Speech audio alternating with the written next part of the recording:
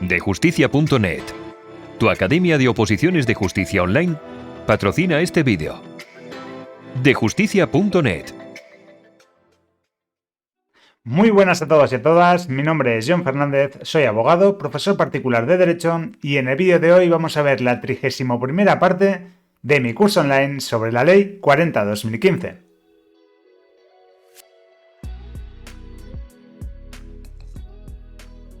En esta parte del curso nos vamos a centrar en analizar el capítulo 6 del título 2 de esta norma. Pero bueno, antes de nada y como siempre digo, si es la primera vez que me ves en pantalla, lo mejor que te puedo aconsejar es que acudas a la descripción de este vídeo, donde te voy a dejar una lista de reproducción que he creado con todas las demás partes del curso, para que así las puedas ver y te puedas poner al día.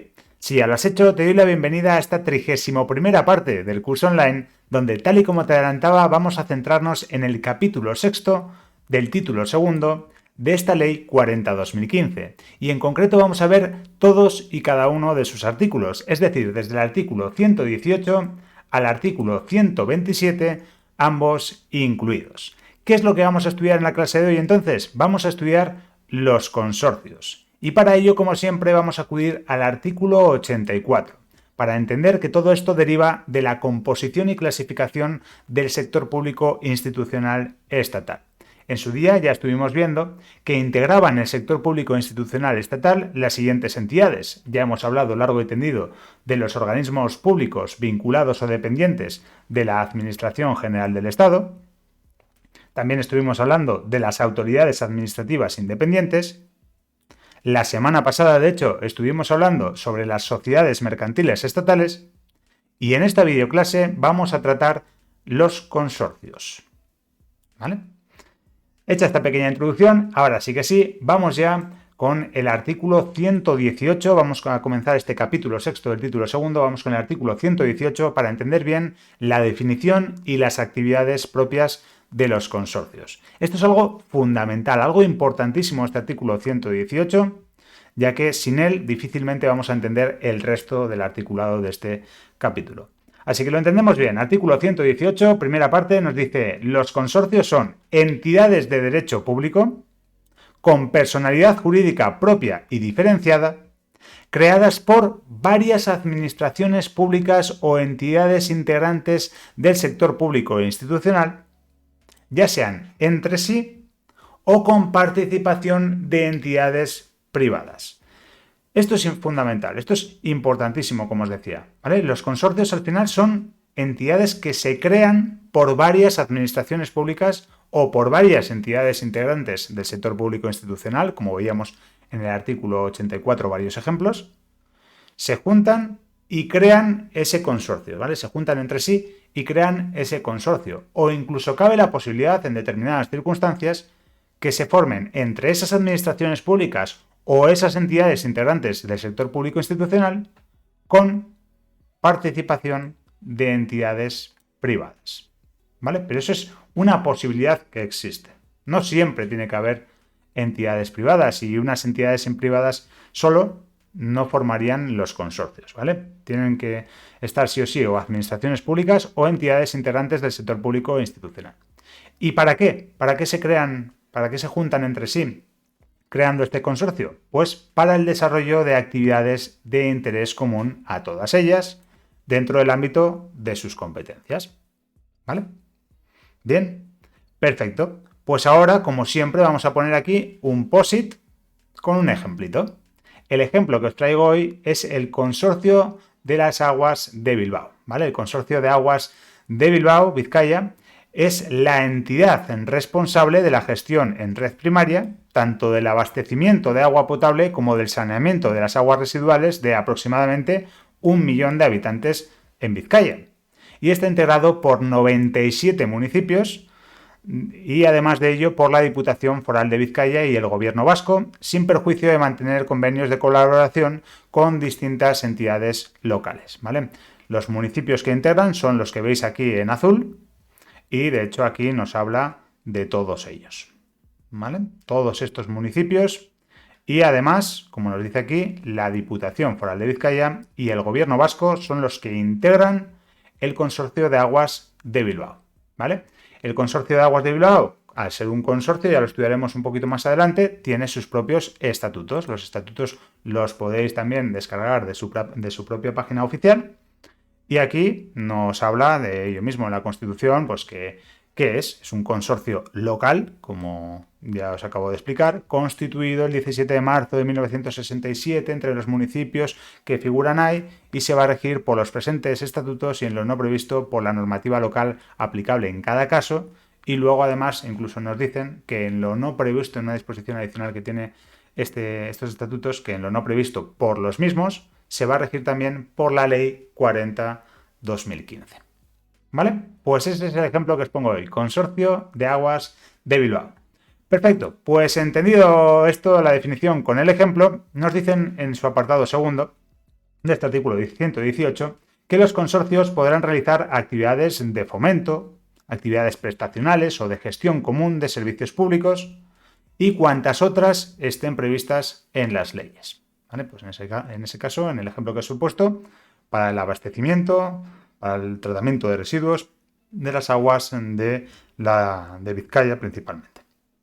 Además nos dicen en el apartado tercero que los consorcios pueden utilizarse para la gestión de los servicios públicos en el marco de los convenios de cooperación transfronteriza en que participen las administraciones españolas y de acuerdo con las previsiones de los convenios internacionales ratificados por España en la materia. ¿Vale? En el ejemplo que os he puesto solamente afecta a los municipios principalmente de Vizcaya, pero cabe la posibilidad de que sea también de forma transfronteriza con algún otro organismo a nivel internacional, siempre que haya un convenio internacional ratificado por España.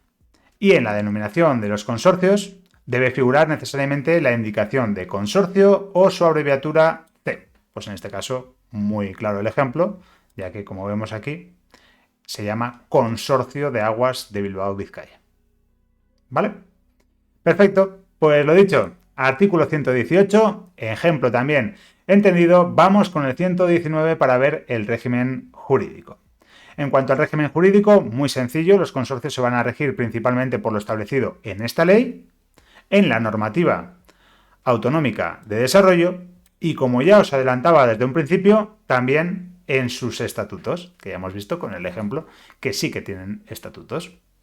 En lo no previsto en esta ley, es decir, en todo lo que no venga en la Ley 40/2015, tampoco venga en la normativa aplicable, ni figure y haya un vacío legal porque tampoco figura nada en sus estatutos, en cuanto al régimen de separación, disolución, liquidación y extinción, se va a estar a lo previsto en el Código Civil, ¿vale? Pregunta de examen, sobre la sociedad civil, salvo el régimen de liquidación, que se va a someter a lo dispuesto en el artículo 97 y en su defecto al Real Decreto Legislativo 1/2010 de 2 de julio.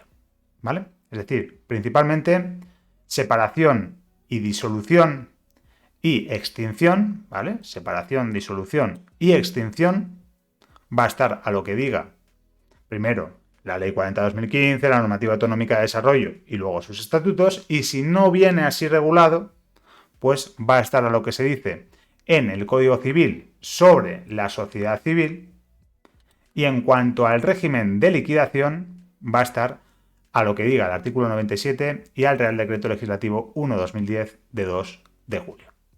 ¿Vale? ¿Lo hemos entendido bien? Perfecto. Además, nos dice que las normas establecidas en la Ley de Bases de Régimen Local, ¿vale? En la Ley 7/1985 de 2 de abril, que es la Ley de Bases de Régimen Local, de la cual, por cierto, hago un pequeño inciso para deciros que ya tenéis el curso completo, si lo queréis estudiar, lo tenéis en mi Patreon, ¿vale? En mi canal de Patreon. Os voy a dejar en la primera línea de la descripción el enlace al mismo, ¿vale? Para que podáis ver y podáis estudiar conmigo esta ley. Pues nos dice que aquí que las normas establecidas en esa Ley de Bases de Régimen Local y en la Ley 27/2013 de 21 de diciembre de Racionalización y Sostenibilidad de la Administración Local sobre los consorcios locales tendrán carácter supletorio respecto a lo dispuesto en esta ley. ¿Qué es lo que nos vienen a decir aquí? Pues precisamente estábamos viendo en los estatutos que esto era un consorcio local, el ejemplo que os había puesto. ¿Vale? Es decir, el Consorcio de Aguas de Bilbao Vizcaya es un consorcio local. Como existe esa posibilidad, Aquí lo que nos dicen es, principalmente, ese consorcio se va a regir por la Ley 40/2015, por la normativa autonómica y por sus estatutos. Pero también, de forma supletoria a lo que es esta Ley 40/2015, se va a aplicar la Ley de Bases de Régimen Local y la Ley 27/2013 de 21 de diciembre de racionalización y sostenibilidad de la administración local sobre los consorcios locales. ¿Vale?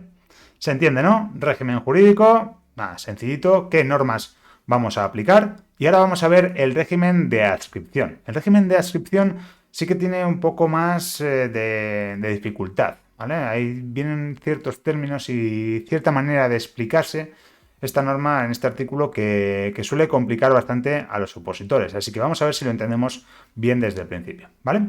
El primer punto es bien sencillo. El primer punto únicamente nos dice que los estatutos de cada consorcio van a determinar la administración pública a la que está adscrito de conformidad con lo previsto en este artículo, ¿vale? Si nosotros acudimos al ejemplo del Consorcio de Aguas de Bilbao, incluso en su artículo primero, en el apartado, creo que era el apartado cuarto, nos dice que a los efectos previstos en los artículos 121 de la Ley 40/2015, que es la que estamos estudiando ahora, y en el artículo 105 de la Ley 2/2016 de 7 de abril de Instituciones Locales de Euskadi, el consorcio queda adscrito a la Diputación Foral de Vizcaya, ¿vale? Es decir, aquí cumplen con lo que nos dice ese artículo 121 de que en los estatutos de cada consorcio se tiene que determinar a qué administración pública está adscrito ese consorcio. Perfecto.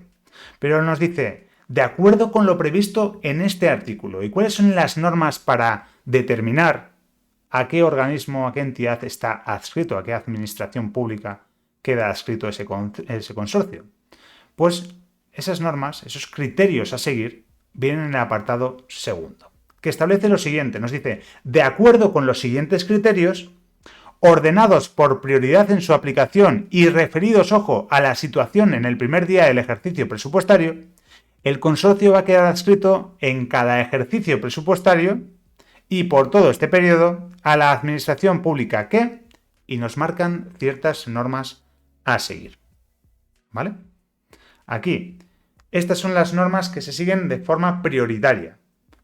Por encima del todo, el criterio que viene en el apartado A. Supletoriamente, el apartado B. Supletoriamente, el apartado C, etcétera, etcétera. Y esto se hace una revisión en cada ejercicio presupuestario. Normalmente, cada 1 de enero se echa un vistazo para ver que, por ejemplo, en este caso, la Diputación Foral de Vizcaya siga cumpliendo con los requisitos que marca este artículo 120 para ser la administración pública a la que está adscrita el Consorcio de Aguas de Bilbao. ¿Se entiende, no?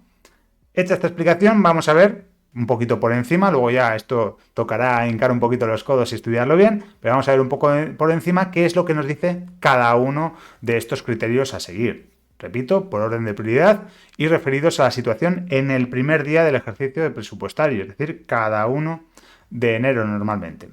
Vale, en este caso nos dice que va a quedar adscrito a la administración pública que disponga de la mayoría de votos en los órganos de gobierno. Primer criterio a tener en cuenta. En defecto de ello, tenga facultades para nombrar o destituir a la mayoría de los miembros de los órganos ejecutivos. En tercer lugar, tenga facultades para nombrar o destituir a la mayoría de los miembros del personal directivo. En cuarto lugar, disponga de un mayor control sobre la actividad del consorcio debido a una normativa especial. Seguidamente, tenga facultades para nombrar o destituir a la mayoría de los miembros del órgano de gobierno. Seguidamente, financie en más de un 50%, en su defecto, en mayor medida la actividad desarrollada por el consorcio, teniendo en cuenta tanto la aportación del fondo patrimonial como la financiación concedida cada año, es decir, aporte más dinero que los demás. Ostente el mayor porcentaje de participación en el fondo patrimonial y, en defecto de todo ello, tenga mayor número de habitantes o extensión territorial, dependiendo de si los fines definidos en el estatuto están orientados a la prestación de servicios a las personas o al desarrollo de actuaciones sobre el territorio. Una pregunta que puede ser realizada en este apartado segundo del artículo 120 es cuál se aplica de forma más prioritaria. Y nos ponen aquí en diferente orden para que nosotros tengamos que decir cuál es la que tiene más prioridad sobre las otras tres opciones, por ejemplo. ¿Vale? De ahí la importancia de estudiarlo en orden. ¿Bien? ¿Se entiende? Artículo 122 suele dar dificultades, ya os digo. Si os veis un poco con esa duda, pues dejádmelo en los comentarios que yo intento contestar a todo lo que pueda. ¿Vale? Pero vamos, que yo creo que con esta explicación se puede entender. Y ahora ya os digo, os toca hincar un poquito los codos para aprendernos bien el orden de prioridad referido a la situación del primer día del ejercicio presupuestario en el que va a quedar adscrito a esa administración pública. ¿Vale? Perfecto, pues punto segundo entendido. Vamos con el tercero, que nos dice que en el supuesto de que participen en el consorcio entidades privadas, ya sabemos que existía esa posibilidad según el artículo 118, el consorcio no tendrá ánimo de lucro y estará adscrito a la administración pública que resulte de acuerdo con los criterios establecidos en el apartado anterior. Es decir, la única diferencia que va a haber aquí, o sea, lo que tenemos que aprendernos de este supuesto, es que el orden de prioridad es el mismo estando entidades privadas que sin estarlo, pero hay que tener en cuenta que el consorcio, aunque tenga entidades privadas, no va a tener ánimo de lucro. ¿Vale? Y terminamos ya este artículo 120 entendiendo que cualquier cambio de adscripción a una administración pública, cualquiera que fuera su causa, conllevará la modificación de los estatutos del consorcio en un plazo no superior a 6 meses, contados desde el inicio del ejercicio presupuestario siguiente a aquel en que se produjo el cambio de adscripción. ¿Vale? Cualquier alteración, si se revisa, por ejemplo, al principio del año presupuestario y se dice, oye, ahora siguiendo los artículos o los criterios que vienen en el artículo 122, debemos cambiar la administración pública a la que está adscrito este consorcio. ¿Vale? Pues si se hace esa revisión y hay que cambiar también los estatutos. ¿Por qué?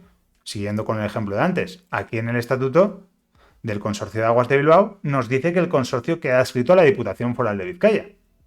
Si eso no fuera así, hay que cambiar estos estatutos para decir a qué otra administración pública queda adscrito este consorcio. ¿Se entiende, no?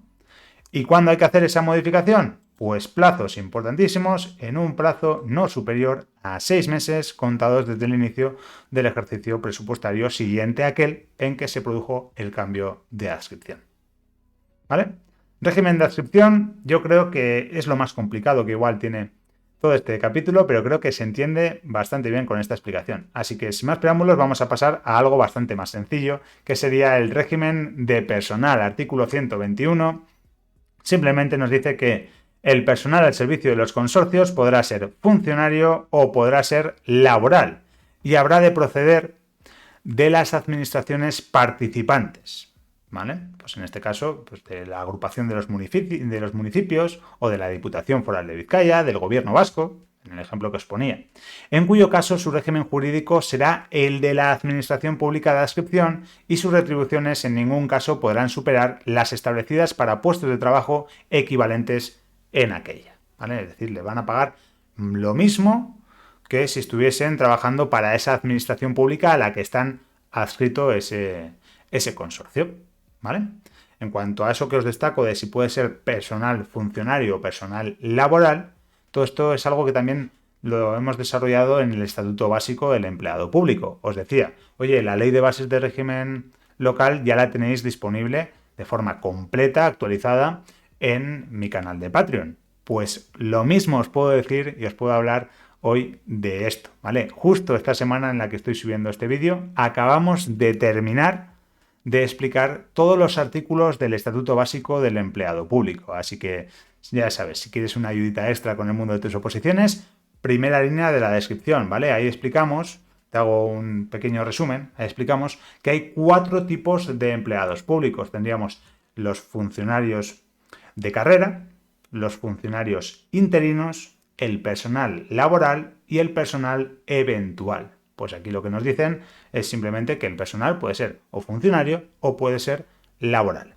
Y ahora bien, excepcionalmente, es decir, la regla general es la que acabamos de estudiar, pero ya sabemos que toda buena regla general que se precie en derecho tiene excepciones, pues excepcionalmente, cuando no resulte posible contar con personal procedente de las administraciones participantes en el consorcio en atención a la singularidad de las funciones a desempeñar o cuando tras un anuncio público de convocatoria para la cobertura de un puesto de trabajo restringida a las administraciones consorciadas no fuera posible cubrir dicho puesto, el Ministerio Comodín, es decir, el Ministerio de Hacienda y Función Pública, u órgano competente de la administración a la que se adscriba el consorcio, podrá autorizar la contratación de personal por parte del consorcio para el ejercicio de dichas funciones en los términos previstos en la correspondiente Ley de Presupuestos Generales del Estado. ¿Vale? ¿Qué es lo que viene a decir aquí? Muy sencillo. Como regla general, todo el régimen de personal va a proceder de las administraciones participantes. ¿Vale? En este caso, en el ejemplo que os decía, pues oye, de la Diputación Foral de Vizcaya, del Gobierno vasco, de los municipios que integran ese consorcio finalmente también, ¿vale? Van a acudir de ahí. Excepcionalmente, pues oye, también se puede hacer alguna especie de concurso para cubrir dichos puestos entre esas personas. ¿Que nadie se presenta? ¿Que no se cubren todas las vacantes que hay? Pues excepcionalmente se puede contratar personal por parte del propio consorcio. ¿Vale? En este caso, por parte del propio consorcio de aguas de Bilbao, se podría llegar a contratar personal. Pero eso es la excepción, por favor. Recordamos, eso es de forma excepcional, porque nos lo pueden preguntar y así debería ser en el examen. ¿Vale? Es de forma excepcional. No es la regla general, sino la excepción. Bien, eso en cuanto al régimen de personal, sencillito. Pasamos ahora al régimen presupuestario, de contabilidad, control económico-financiero y patrimonial. Lo mismo que veíamos un poquito en anteriores lecciones, también estudiábamos este tipo de regímenes. Y aquí lo que nos dicen es que los consorcios estarán sujetos al régimen de presupuestación, contabilidad y control de la administración pública a la que estén adscritos, todo ello sin perjuicio a lo previsto en la Ley Orgánica 2/2012 de 27 de abril. ¿Vale? Es decir, primero a la que estén adscritos. Nos vamos a acudir el régimen de adscripción que estudiábamos en el artículo 120, entonces todo lo que tenga que ver con la presupuestación, contabilidad y control de la administración pública, pues oye, habrá que estar a lo que se diga en esa administración pública al respecto, ¿vale? En esa administración pública a la que están adscritos. Y todo ello sin perjuicio, es decir, con independencia de lo que se pueda marcar en esa otra ley orgánica que os invito a mirar. Y a efectos de determinar la financiación por parte de las administraciones consorciadas, se tendrán en cuenta tanto los compromisos estatutarios o convencionales existentes como la financiación real mediante el análisis de los desembolsos efectivos de todas las aportaciones realizadas. ¿Vale? Aquí importante también destacar cómo se realiza ese análisis. Y el órgano de control interno de la administración a la que se haya adscrito el consorcio deberá realizar la auditoría de cuentas anuales. Esto sí, que lo han preguntado de vez en cuando en algún examen oficial, de aquellos consorcios en los que a fecha de cierre del ejercicio concurran al menos 2 de las 3 circunstancias siguientes. Importante, ¿vale? Importante. El órgano de control interno, repito, de la administración a la que se haya adscrito el consorcio, debe realizar auditoría de cuentas anuales, no siempre, sino solamente en aquellos consorcios en los que a fecha de cierre del ejercicio, normalmente 31 de diciembre de cada año, concurran en al menos 2 de los 3 requisitos que vamos a estudiar ahora. Si no, no es necesario, según esta Ley 40/2015, realizar esa auditoría de cuentas anuales.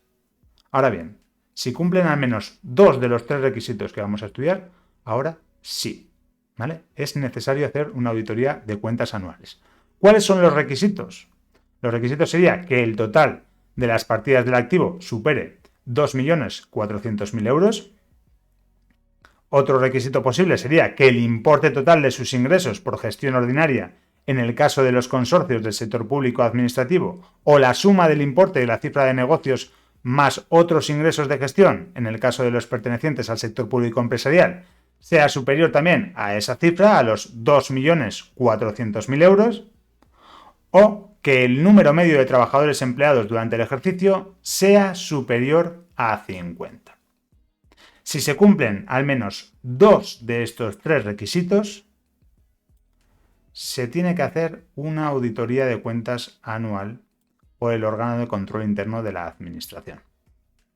¿Vale? Se tiene que hacer si se cumplen al menos 2 de estos 3 requisitos. Y además, continúa diciéndonos este punto tercero, que mediante ley podrán modificarse los límites anteriores, es decir, que en vez de 2.400.000 euros sea cualquier otra cifra. Y composición de los consorcios adscritos a una administración cuando así se requiera, ¿vale? Aquí también lo que se puede modificar es en vez de 50, pues que haya 40 o haya 60. Y las circunstancias señaladas anteriormente se aplicarán teniendo en cuenta lo siguiente. Cuando un consorcio en la fecha de cierre del ejercicio pase a cumplir 2 de las citadas circunstancias o bien cese de cumplirlas, tal situación únicamente producirá efectos en cuanto a lo señalado si se repite durante 2 ejercicios consecutivos. ¿Vale? Se tiene que repetir durante 2 ejercicios consecutivos. Y en el primer ejercicio económico, desde su constitución o su adscripción al sector público correspondiente, los consorcios van a cumplir lo dispuesto en los apartados anteriormente mencionados si reúnen al cierre de dicho ejercicio al menos 2 de las 3 circunstancias que se señalan. ¿Vale? Lo que decíamos antes, al menos 2 de las 3 circunstancias que se señalan. Y aun cuando, según las circunstancias señaladas, no exista obligación de someter las cuentas anuales de un consorcio a auditoría de cuentas, los órganos de control interno podrán, en todo caso, incluir su realización en sus planes anuales de control y auditoría. Os decía desde el principio, oye, se tienen que hacer esa auditoría anual si se cumplen esos 2 de 3 de los requisitos que veíamos con anterioridad. Ahora bien, aunque no se cumplieran esos requisitos mínimos, el órgano de control puede decidir realizar una auditoría de cuentas si así le parece oportuno. ¿Vale? Es decir, se han quedado en 2 millones de euros de una cosa, 2 millones de euros de otra cosa y solamente 30 trabajadores. Bueno, si así lo decide porque considera que a ese consorcio hay que vigilarlo un poquito más por la circunstancia que fuera, pues el órgano de control interno puede incluir entre sus quehaceres la realización en sus planes anuales de control y auditoría. ¿Vale? Puede establecer esas auditorías anuales. ¿Vale? Pero sí o sí, la ley lo que marca es que si se cumplen al menos 2 de esos 3 ejercicios, se tenga que llevar a cabo.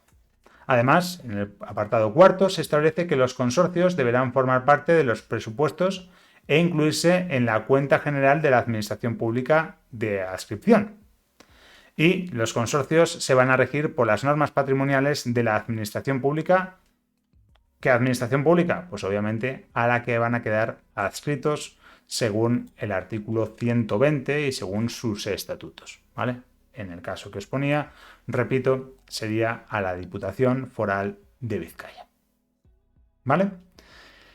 Ya os digo, este es un tema bastante peliagudo, bastante extenso, bastante que entender aquí, ¿vale? Vamos a intentar darle una vuelta, a repetir el vídeo si hace falta, y cualquier duda, por favor, dejadla por los comentarios. Pero no me voy a detener más porque creo que todavía nos quedan varios artículos que hay que ver y tenemos que ir terminando ya esta ley, ¿vale? Así que vamos a pasar al artículo 123 para entender cómo se crea un consorcio, ¿vale? Mucho más sencillo que lo que acabamos de estudiar. Simplemente aquí lo que establecen es que los consorcios se van a crear mediante convenio, es decir, mediante un acuerdo suscrito por las administraciones, organismos públicos o entidades participantes. En los consorcios en los que participe la Administración General del Estado o sus organismos públicos y entidades vinculados o dependientes, se va a requerir también que su creación se autorice por ley, que el convenio de creación precise de autorización previa del Consejo de Ministros y que del convenio formen parte de los estatutos un plan de actuación de conformidad con lo previsto en el artículo 92 y una proyección presupuestaria trienal, además del informe preceptivo favorable del Ministerio de Hacienda y Administraciones Públicas. En este caso, el convenio suscrito junto con los estatutos, así como sus modificaciones, también van a ser objeto de publicación en el Boletín Oficial del Estado. ¿Vale? Esos serían los 3 requisitos, y respecto al segundo, lo terminamos de perfilar diciendo que la competencia para la suscripción del convenio no podrá ser objeto de delegación y va a corresponder al titular del departamento ministerial participante, y en el ámbito de los organismos autónomos al titular del máximo órgano de dirección del organismo previo informe del ministerio del que dependa o al que esté vinculado. ¿Vale? Repito, esto solamente en caso de que participe la Administración General del Estado o sus organismos públicos y entidades vinculados o dependientes. ¿Vale? Que su creación se autorice por ley, que el convenio de creación precise de autorización previa del Consejo de Ministros, que se publique en el Boletín Oficial del Estado junto con el plan de actuación de conformidad con lo previsto en el artículo 92. ¿Vale? Bien, en todos los demás pues no hace falta esos requisitos, en todo lo demás sobre todo nos vamos a centrar en los estatutos que tengan. Y para entender cómo se han llevado a cabo esos estatutos, cómo se pueden crear esos estatutos y el contenido que tienen que tener, nos vamos a remitir al artículo 124. En el artículo 124 se titula Contenido de los estatutos y también, bien sencillo, nos dice que los estatutos de cada consorcio van a determinar la administración pública a la que estará adscrito, así como su régimen orgánico, funcional y financiero, de acuerdo con lo previsto en esta Ley 40/2015, y al menos tienen que regularse los siguientes aspectos, ¿vale? Es decir, primero tiene que estar a quién está adscrito, el régimen orgánico, funcional y financiero, y luego también esto otro, que sería la sede, objeto, fines y funciones del consorcio, la identificación de participantes en el consorcio, así como las aportaciones de sus miembros, y a estos efectos, pues en la aplicación del principio de responsabilidad previsto en el artículo 8 de la Ley Orgánica 2/2012, de 27 de abril, los estatutos van a incluir cláusulas que limiten las actividades del consorcio si las entidades consorciadas incumplieren los compromisos de financiación o de cualquier otro tipo, así como fórmulas tendentes al aseguramiento de las cantidades comprometidas por las entidades consorciadas con carácter previo a la realización de las actividades presupuestadas. ¿Vale? Es decir, van a identificar bien cuál es cada participante, pero oye, en caso de que alguno incumpla con lo que tiene que aportar, pues va a figurar también qué es lo que puede suceder, cuáles son las consecuencias de ese incumplimiento. Además de ello, en el contenido de los estatutos también tienen que figurar los órganos de gobierno y administración, así como su composición y funcionamiento con indicación expresa del régimen de adopción de acuerdos. Si se hace por mayoría, si se hace por alguna mayoría especial de 2/3, de 3/5, etcétera, etcétera. Y sobre todo eso, órganos de gobierno y administración. ¿Vale? Se va a crear una especie de organigrama para saber a quién nos podríamos dirigir en caso de que haya algún tipo de recurso que interponer, por ejemplo, o quién va a tomar ciertas decisiones dentro de ese consorcio. ¿Vale? En este caso también nos aclaran diciendo que podrán incluirse cláusulas que contemplen la suspensión temporal del derecho de voto o la participación en la formación de los acuerdos cuando las administraciones o entidades consorciadas nuevamente incumplan manifiestamente sus obligaciones para con el consorcio, especialmente en lo que se refiere a los compromisos de financiación de las actividades del mismo. Lo mismo que comentábamos en el punto B, lo comentamos en el punto C, que aquí figura pues eso, los órganos de gobierno y administración, así como su composición y funcionamiento, indicando el régimen de adopción de acuerdos, pero aquí lo que nos vienen a decir es que en los estatutos se puede prever que, oye, esta administración no ha pagado, no ha cumplido con su compromiso de financiación. Pues oye, no tiene derecho a voto en el siguiente acuerdo que se vaya a tomar, en la siguiente decisión que se tenga que tomar. ¿Vale? Pues todo eso se puede regular y se tendría que regular en los estatutos. Y finalmente tiene que figurar también al menos las causas de disolución de ese consorcio. ¿Vale? ¿Por qué motivos se va a disolver el consorcio en sí mismo? Bien, Artículo 124, contenido de los estatutos de los consorcios, entendido. Vamos a pasar a las causas y procedimiento para el ejercicio del derecho de separación de un consorcio. Y aquí nos explican que los miembros de un consorcio al que les resulte de aplicación lo previsto en esta ley o en la Ley de Bases de Régimen Local podrán separarse del mismo en cualquier momento siempre que no se hayan señalado término para la duración del consorcio. Es decir, siempre y cuando no venga estipulado que sí o sí se comprometen a estar pues 3 años, por ejemplo, pues se pueden ir cuando quieran. Lo mismo que están dentro del consorcio, se pueden ir.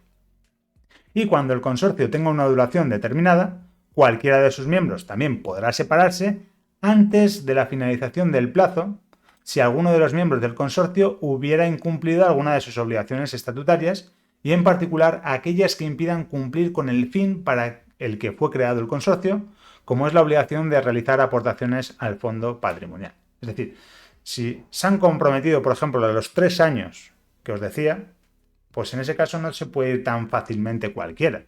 Se puede ir si algún otro ha incumplido con alguna de sus obligaciones comprometidas.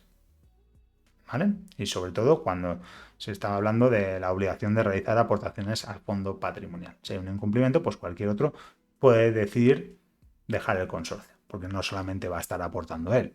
¿Vale? Y cuando un municipio deje de prestar un servicio, de acuerdo con lo previsto en la Ley de Bases de Régimen Local, y ese servicio sea uno de los prestados por el consorcio al que pertenece, el municipio también podrá separarse del mismo. ¿Vale? Si por lo que sea ya ese municipio, por tener menos habitantes o lo que fuera, por poneros un ejemplo de lo que puede venir en la Ley de Bases de Régimen Local, ya no tuviese que prestar un servicio, pues hombre, ya sería una causa para decir, oye, pues yo me voy. Yo me voy de este consorcio porque solamente estaba aquí para tener esta ayuda con los demás y ahora mismo ya es mi municipio, ya no tiene la obligación de prestar ese servicio. Entonces, puede decidir separarse del mismo consorcio. ¿Vale? Y finalmente, para las causas y procedimiento para el ejercicio de derecho de separación de un consorcio, en este artículo 125, destacamos que el derecho de separación habrá de ejercitarse mediante escrito notificado al máximo órgano de gobierno del propio consorcio. Y en este escrito lo que tiene que hacer es hacer constar, en su caso, el incumplimiento que motiva la separación si el consorcio tuviera duración determinada, la formulación de requerimiento previo de su cumplimiento y el transcurso del plazo otorgado para cumplir tras el requerimiento. Es decir, principalmente aquí, aunque de forma camuflada, lo que nos viene a decir este apartado segundo del artículo 125 es que si hay una duración determinada y te quieres ir, antes de irte lo que tienes que hacer es explicar por qué consideras que la otra parte está incumpliendo, notificarle a esa parte que está incumpliendo con sus obligaciones y darle un plazo para que las cumpla. En caso de que todo ello no sirva para nada, de que siga incumpliendo con sus obligaciones, ahí así tendrías que hacer un escrito dirigido al máximo órgano de gobierno del consorcio, explicando todo lo que ha sucedido y solicitando esa separación del consorcio. ¿Vale? Bien, artículo 125, entendido, ya vamos terminando con la clase de hoy y ahora vamos a ver el artículo 126, penúltimo artículo que nos toca por estudiar, si no me equivoco, y vamos a ver los efectos del ejercicio del derecho de separación de un consorcio. ¿Qué supone que un órgano, por ejemplo, deje el consorcio, que una entidad deje ese consorcio? Pues el ejercicio del derecho de separación produce la disolución del consorcio, como regla general, salvo que el resto de sus miembros, de conformidad con lo previsto en sus estatutos, acuerden su continuidad y sigan permaneciendo en el consorcio al menos 2 administraciones o entidades u organismos públicos vinculados o dependientes de más de una administración. ¿Vale? Es decir, que, como regla general, si uno se va, el consorcio se disuelve, se pierde, se quita, ya no hay consorcio. Ahora bien, ¿qué pasa, por ejemplo, con el Consorcio de Aguas de Bilbao? Si recordamos, vuelvo a la página oficial del Consorcio de Aguas de Bilbao, nos dice que está integrado por 97 municipios. ¿Vale? Pues si uno de estos municipios decide irse del consorcio de Bilbao, seguramente los otros 96, más la Diputación Foral de Vizcaya, más el Gobierno vasco, sigan queriendo continuar con el consorcio. ¿Vale? Y como cumplen los requisitos de ser más de dos y de querer seguir permaneciendo en el consorcio, pues van a poder continuar con el mismo, aunque uno se vaya. ¿Se entiende, no? Perfecto. Pero imaginaos que al final el consorcio son varias administraciones y al final son 3. Si uno se va y los otros 2 tampoco les hace mucha gracia quedarse solos, pues se disolvería lo que es el consorcio. Y cuando el ejercicio del derecho de separación no conlleve la disolución del consorcio, se van a aplicar las siguientes reglas. Es decir, en este caso, si los otros 96 municipios quieren seguir, más la Diputación Foral de Vizcaya y el Gobierno vasco quieren seguir, las reglas que se van a aplicar son las siguientes.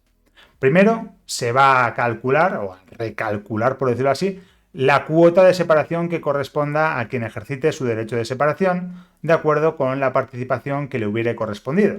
¿Vale? Se calcula la cuota de separación en el saldo resultante del patrimonio neto de haber tenido lugar la liquidación, teniendo en cuenta el criterio de reparto dispuesto en los estatutos. Es decir, se va a calcular cuánto le corresponde al que se va a ir.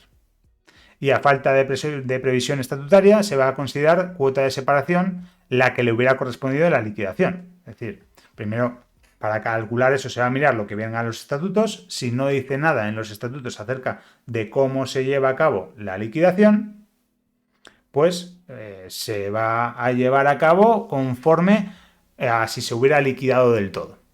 ¿Vale? En defecto de determinación de la cuota de liquidación se tendrán en cuenta tanto el porcentaje de las aportaciones al fondo patrimonial del consorcio que se haya efectuado quien ejerce el derecho de separación, como la financiación concedida cada año. Y si el miembro del consorcio que se separa no hubiera realizado aportaciones por no estar obligado a ello, el criterio de reparto será la participación en los ingresos que en su caso hubiera recibido durante el tiempo que ha pertenecido en el consorcio. ¿Vale? En este caso también se va a acordar por el consorcio la forma y condiciones en que tendrá lugar el pago de la cuota de separación, en el supuesto en que ésta resulte positivo, así como la forma y condiciones del pago de la deuda que corresponda a quien ejerce el derecho de separación si la cuota es negativa.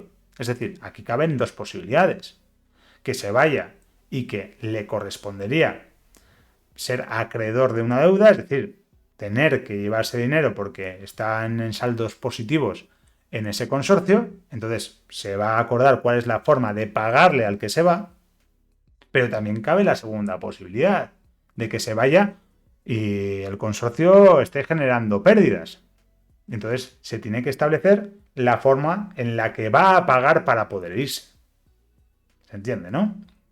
Y además, también nos dice que la efectiva separación del consorcio se producirá una vez determinada la cuota de separación en el supuesto en que ésta resulte positiva o una vez se haya pagado la deuda si la cuota es negativa. A partir de ese momento es cuando ya la separación del consorcio por parte de esa entidad se hace definitiva. ¿Vale? Esa es la primera de las reglas, el cálculo de la cuota de separación, ya sea positivo o sea negativo. Y la segunda de las reglas, para que continúe cuando se ejerce el derecho de separación, es que si el consorcio estuviera adscrito, de acuerdo con lo previsto en esta ley, a la administración que ha ejercido precisamente el derecho de separación, tendrá que acordarse, obviamente, por el consorcio a quien se adscribe, de las restantes administraciones o entidades u organismos públicos vinculados o dependientes de una administración que permanecen en el consorcio en aplicación de los criterios establecidos en la ley. ¿Vale? En este caso, pues obviamente se tendrá que adscribir a otro organismo, a otra administración pública, y ésta lo tiene que aprobar también. Esto es algo lógico, ¿verdad? O sea, ya en este caso, si fuese la Diputación Foral de Vizcaya quien ya no quisiera pertenecer al consorcio de aguas de Bilbao-Vizcaya, pues obviamente se tendrían que adscribir a otro, imaginemos al gobierno vasco, porque cumple con el resto de los requisitos que hemos estudiado en el artículo 120, pues este también tendrá que aprobar que las restantes administraciones o entidades pues siguen cumpliendo los requisitos y se les considera o se sigue considerando como consorcio. ¿Vale? Perfecto, pues esas serían las reglas y ahora ya terminamos lo que es todo este capítulo hablando de la disolución del consorcio, ¿vale? ¿Qué es lo que pasa ya cuando ya nadie quiere seguir? ¿Vale? Es decir, antes estábamos hablando del derecho de separación, pero ahora vamos a hablar de la disolución como tal, porque ya nadie quiere seguir o no hay suficiente mayoría como para seguir formando consorcio. Pues aquí lo que nos dicen es que la disolución del consorcio produce su liquidación y extinción, es decir, se tiene que liquidar, conforme estábamos hablando también en el artículo anterior, y se va a extinguir. En todo caso, será causa de disolución que los fines para los que fue creado el consorcio hayan sido cumplidos. Pues oye, se crea un consorcio con el fin de, en vez de hacerlo el tratamiento de aguas y demás, pues con el fin de mejorar la calidad hasta cierto porcentaje. Por ejemplo, un ejemplo que no sé si es del todo válido, pero para que me entendáis. Pues oye, hay que mejorar la calidad hasta conseguir el 85% según este organismo que marca las calidades del agua. Vale, pues si se ha logrado ese objetivo que tenía el consorcio, pues se ha cumplido el fin, se extingue, ¿vale? Se disuelve. El máximo órgano de gobierno, en este caso del consorcio, al adoptar el acuerdo de disolución, va a nombrar un liquidador, que de esto ya también hablábamos en anteriores lecciones, que será un órgano o entidad vinculada o dependiente de la administración pública a la que el consorcio esté adscrito. La responsabilidad que le corresponde al empleado público como miembro de la entidad u órgano liquidador será directamente asumida por la entidad o administración pública que lo designó, quien podrá exigir de oficio al empleado público la responsabilidad que en su caso corresponda cuando haya concurrido dolo, culpa o negligencia graves, conforme a lo previsto en las leyes administrativas en materia de responsabilidad patrimonial. Esto lo he estudiado, lo he explicado o lo he leído muy rápido porque de esto hablamos justo al terminar la lección de la clase anterior. ¿Os acordáis? De la 30ª parte del curso online, donde también vimos qué es lo que sucedía con los liquidadores en esas administraciones públicas, ¿vale? Cuando estábamos tratando el tema de las sociedades mercantiles estatales, lo veíamos también. Y lo repito, pero lo explico, pero me remito a ese vídeo sobre todo, ¿vale? En este caso se va a designar a un liquidador. Ese liquidador es un empleado público. Entonces, cualquier fallo que haya podido cometer a la hora de liquidar ese consorcio, pues la responsabilidad que derive de todo ello va a ser directamente asumida por la administración pública que lo designó. Pero, en caso de que ese fallo sea como consecuencia de dolo, culpa o negligencia grave de ese empleado público, pues se le podrá repercutir, ¿vale? La administración pública podrá derivar a él la responsabilidad y conforme a lo que dicen en materia de responsabilidad patrimonial, ¿vale? En este caso, lo que va a hacer el liquidador es calcular la cuota de liquidación que corresponde a cada miembro del consorcio, todo ello de conformidad, primero, en lo previsto en los estatutos, si así se regulan, ¿vale? Igual, ahí se dice, pues oye, el que tenga más cuota de participación recibe esto, el que menos tal, ¿vale? Entonces, primero, lo que digan los estatutos. ¿Qué pasa si no está previsto esto en los estatutos? Pues si no está previsto en los estatutos, se calcula la mencionada cuota de acuerdo con la participación que le corresponda en el saldo resultante del patrimonio neto tras la liquidación, teniendo en cuenta que el criterio de reparto será el dispuesto en los estatutos, ¿vale? Y a falta de previsión estatutaria, es decir, si ya no viene nada de todo ello en los estatutos, pues se tendrá en cuenta tanto el porcentaje de las aportaciones que haya efectuado cada miembro del consorcio al fondo patrimonial del mismo, como la financiación concedida cada año. Que esto es también a lo que hacemos referencia en el artículo 126 a la hora de calcular el porcentaje que debía de pagar o que se le debía al que ejerciera el derecho de separación. Y si alguno de los miembros del consorcio no hubiera realizado aportaciones por no estar obligado a ello, el criterio de reparto será la participación en los ingresos que, en su caso, hubiera recibido durante el tiempo que ha pertenecido al consorcio. En el punto cuarto vemos que se acordará por el consorcio la forma y condiciones en que tendrá lugar el pago de la cuota de liquidación en el supuesto de que resulte positivo, como ya comentábamos también en el artículo 126. Y finalmente, para terminar la videoclase de hoy, concluimos diciendo que las entidades consorciadas podrán también acordar con la mayoría que se establezca en los estatutos o a falta de previsión estatutaria por unanimidad, es decir, cabe la posibilidad de que sea menos que unanimidad, pero si no unanimidad, la cesión global de activos y pasivos a otra entidad del sector público jurídicamente adecuada con la finalidad de mantener la continuidad de la actividad y alcanzar los objetivos del consorcio que se extingue. Es decir, cabe la posibilidad de que se disuelva el consorcio de Aguas de Bilbao, pero se lo manden a otra entidad que más o menos puede tener relación con lo que se está tratando en ese consorcio para que continúe.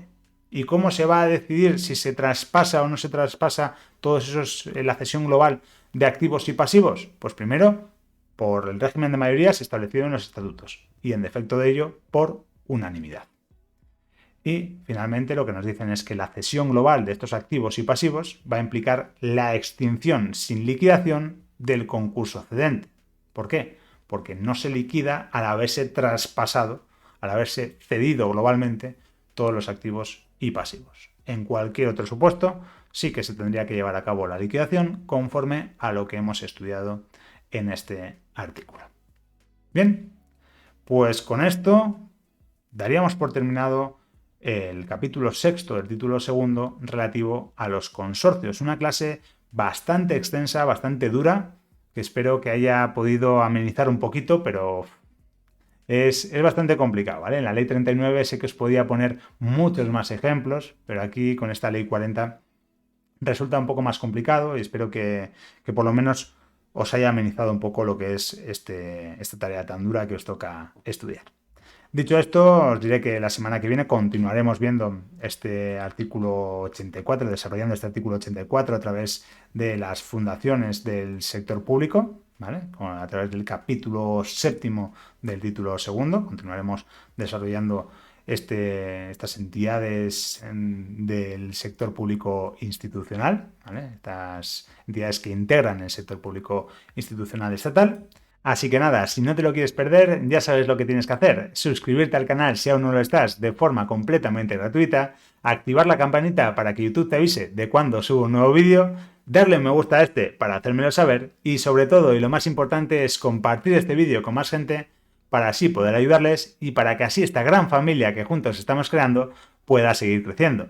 Asimismo, te recuerdo que en la primera línea de la descripción te voy a dejar el enlace a mi canal de Patreon y en la segunda te voy a dejar el enlace a un vídeo en el que te explico cómo te puedo ayudar a través de esta nueva plataforma. Lo dicho, nos vemos la semana que viene con un nuevo vídeo. Un abrazo y mucho ánimo.